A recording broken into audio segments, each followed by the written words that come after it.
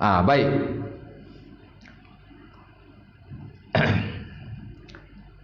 Jadi yang telah kita kongsikan, adab makan dan minum tuan-tuan, sebelum kita nak bincang adab makan dan minum, kerana banyak adab-adab yang disunahkan oleh Nabi SAW. Allah Ta'ala nak menjadikan makan dan minum kita bernilai ibadah di sisinya, maka dia telah mensyariatkan kepada Rasulullah SAW tata cara makan yang baik. Dan ada banyak tuan-tuan, dalam buku ni saja ada 12 adab makan, ada 10 adab minum. Kalau dia dicampur kedua-duanya, dan kita lihat dalam buku fiqh secara keseluruhan, saya ingat tak kurang daripada 30 adab makan, dan dia satu benda yang banyak. Namun dek kerana Islam tidak hanya mementingkan adab makan dan minum. Bila sebut makan dan minum ni, bukan hanya sekadar baca bismillah, bukan hanya makan dengan tangan kanan, bukan hanya membaca doa memuji Allah selepas kita makan, walaupun pahalanya besar. Tuan-tuan sekadar makan, bila dah habis makan, tuan-tuan kata Alhamdulillah, as simple as that, Nabi kata boleh diampunkan dosanya yang telah lalu.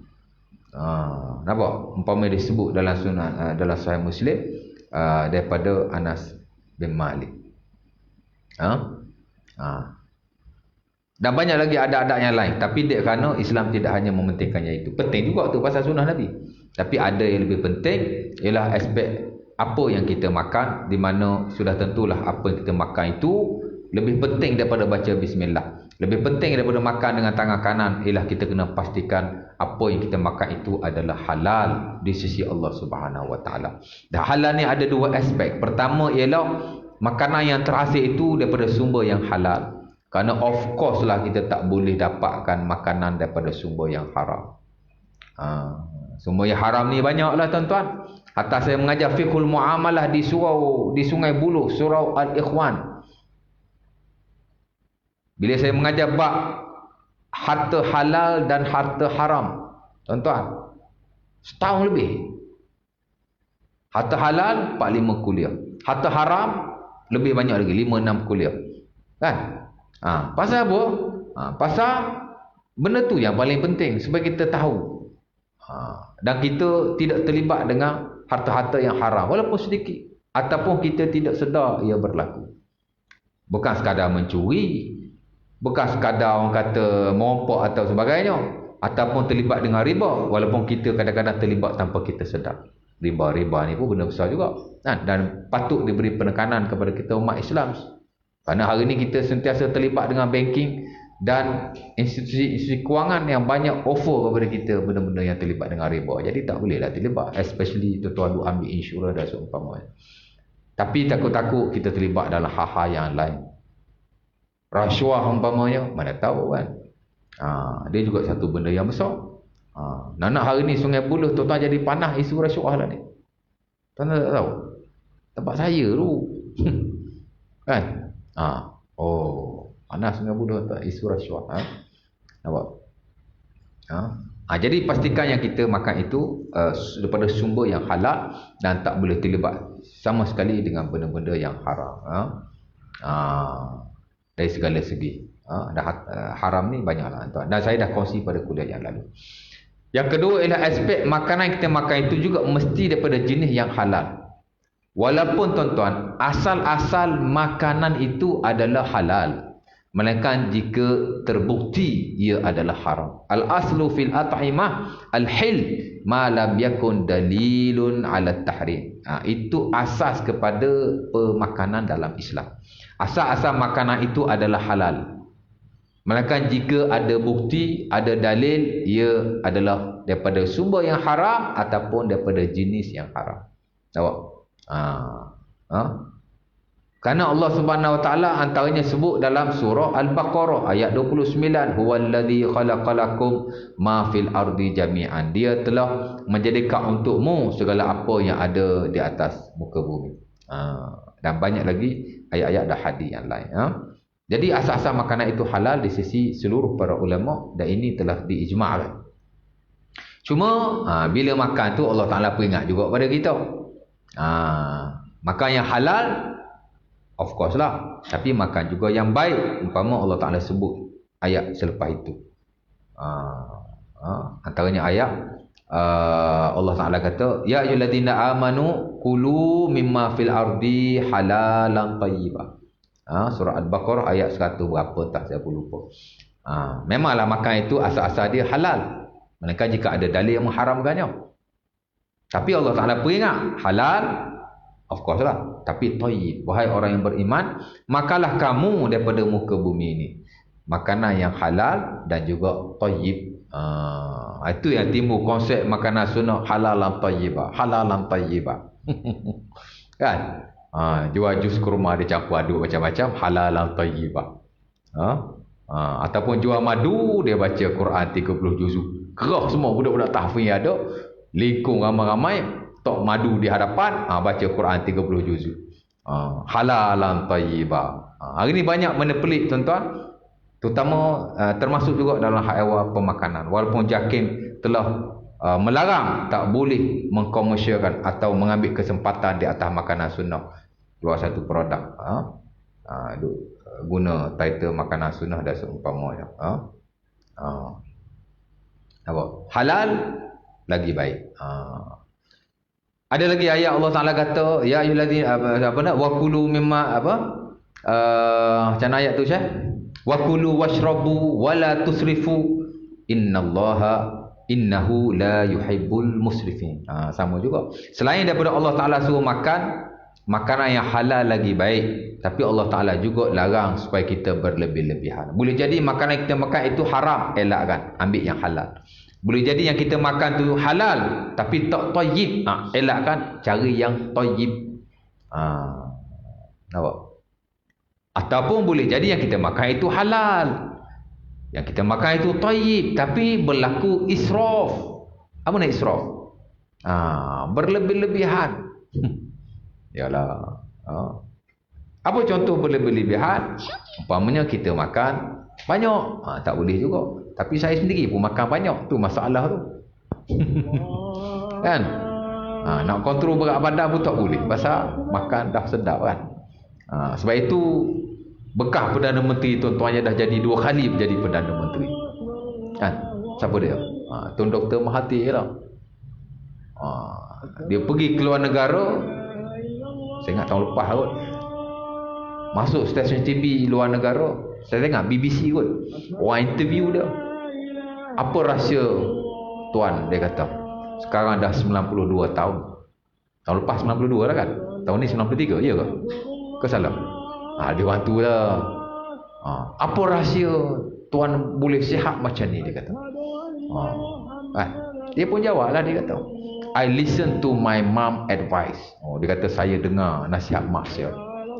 When you enjoy the food, stop eating. Bila kamu rasa sedap makan, berhenti makan, dia kata. Bagus juga kan. Kalau kita amal tu kan, kok kalau Allah Ta'ala bagi panjang umur, kita boleh sihat macam dia 93 tahun. No. Umur nak panjang, tapi makan ikut dah. Saya lah tu. Tak percaya, belanjalah saya lepas ni. Saya order macam-macam, nanti rasuk tulang lah, apalah. Berlebih-lebihan, makan banyak umpamanya. Al-mu'min ya'kul fi ma'yin wahid. Saya ni bukan ajar tuan-tuan saja ni, saya pun nak peringat diri saya juga. Kan? Jangan ingat ustaz ni betul belaka. Ustaz ni pun kadang-kadang baru nak start juga. Ada setengah-setengah benda tu baru nak start. Kan? Tapi biasalah tuan-tuan, kita sentiasa memperbetulkan diri kita. Kadang-kadang kita suruh orang, kita pun tak bagus mana pun. Betul tuan-tuan. Sebab itu mujahadah diri itu penting. Saya sendiri pun. Nak jadi perfect ni tak boleh, baik. Kan?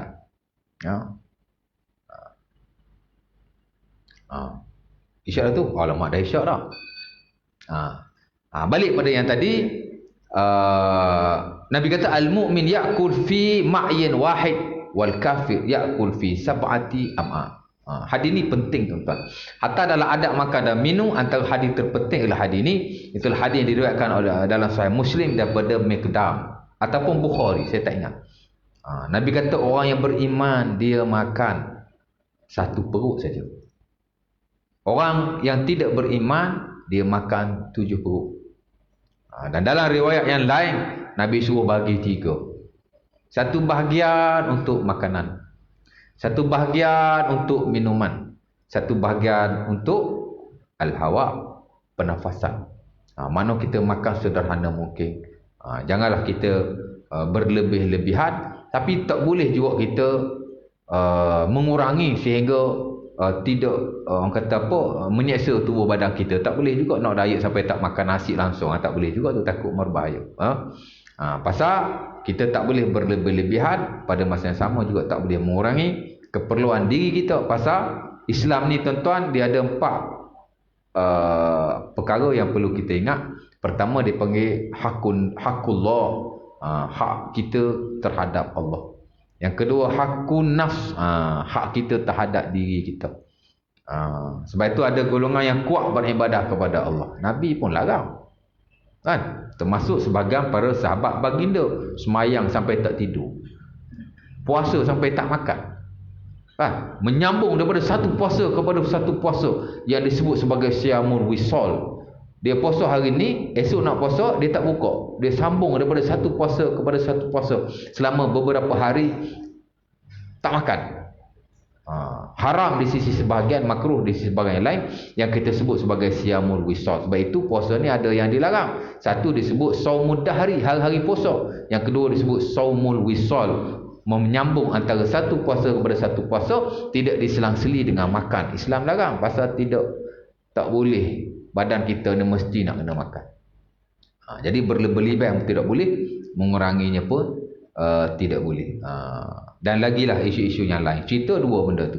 Mesti makanan yang halal, mesti makanan yang baik, dan mesti tidak berlaku kekurangan ataupun berlebih-lebihan, jauh sekali membazir. Allah, membazir makanan tuan-tuan. Dengan sebab itu tuan-tuan, pembaziran ni, kalau Nabi SAW lalu di suatu jalan, tiba-tiba dia nampak buah tamar, dia ambil, kan? Begitu juga dengan isteri Nabi Ummu Salamah, dia ambil. Cuma Nabi ni dia ambil, dia tak makan kerana dia takut itu daripada zakat. Sebab itu bila tuan-tuan belajar dalam muamalah, ada satu bab yang dia panggil babul luqatah. Bila kita jumpa lost and found, the topic, the chapter of lost and found, mana benda kita jumpa. Boleh jadi kita jumpa makanan yang kecil-kecil. Kalau jumpa makanan yang kecil-kecil, kita boleh ambil, terus makan dan tak perlu cari tuan. Itu keistimewaannya, kan? Pasal Islam melarang kita membazir makanan. Janganlah membazir. Kalau boleh kita habiskan. Kadang-kadang kita confuse juga, kan? Nasi kita order separuh, dia hantar 1. Aduh, kalau tak makan kan membazir pula.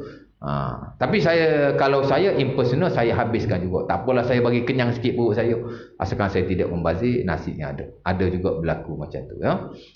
Nampak? Jadi aspek halal, tayyib dan tidak berlaku israf ataupun tabzir, pembaziran, amat penting sekali.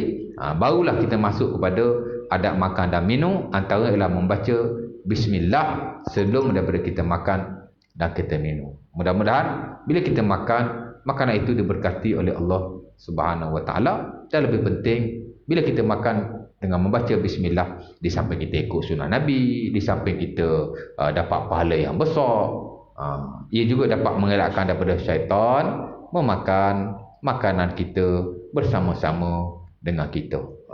Syaitan pun makan juga tuan-tuan. Jangan ingat syaitan tak makan, kan? Inna syaitan yastahilu ta'am ma lam yazkur ismallahi alaih. Antaranya dalam sunnah Abi Daud daripada daripada Abdullah bin Amr bin Al-As, di mana katanya syaitan akan memakan makanan kamu jika tidak dibaca bismillah kepadanya. Jadi sekurang-kurang bacaan sebelum makan ialah bismillah. Jika ada doa-doa tertentu, go for it, tidak jadi salah. Walaupun sebenarnya dalam hal awal makan dan minum ni tidak ada satu doa yang sahih daripada Nabi sallallahu alaihi wasallam. Umpama yang tuan-tuan baca Allahumma barik lana fima razaqtana wa qina azabannar, dia tidak sahih, tapi digalakkanlah juga oleh sebahagian para fuqaha. Tapi yang paling sahih ialah Nabi sallallahu alaihi wasallam membaca bismillah sebelum daripada baginda makan. Tapi kalau nak baca doa, that is fine, tidak ada masalah sama sekali. Cuma janganlah berjelo-jelo. Nak doa makan, nak makan tu doa sampai macam doa lepas mayang, tu tak boleh lah, elakkan. Pasal kita bukan nak doa, kita nak makan. Jadi nak kena faham isu-isu seumpama itu. Jadi kita pun dah azan, SOP pun sampai azan kita kena berhenti. Jadi saya pun nak berhentilah. Ada soalan? Simple question, simple answer. Kalau tak ada, kita sembahyang dulu, insya-Allah taala. The next nanti insya-Allah kita akan sambunglah adab-adab makan dan minum, dan sebenarnya tak ada perbahasan yang besar dalam hak awal makan minum. Next kuliah nanti kita boleh hanya teruskan sahaja. Saya ingat dalam satu kuliah boleh habiskan bab makan minum. Saya akan hanya sebutlah baca bismillah, baca dengan tangan dan seumpama, kerana tidak ada apa-apa perbahasan yang panjang lebar. Sekadar nak menyatakan apakah sunnah Nabi ketika makan. Kadang-kadang ada pula berlaku bila makan tak boleh bercakap, betul ke macam tu. Isu-isu yang seumpama itu yang tidaklah besar, cuma perlulah kita tahu. Kerana makan ni pun satu benda yang bersabit secara teruslah dengan kehidupan kita, sementara ada pensyariatan berkaitan dengannya. Aku qul hadza, azimali walakum. Assalamualaikum warahmatullahi wabarakatuh. Tutup majlis dengan tasbih kafarah dan surah Al-Asr.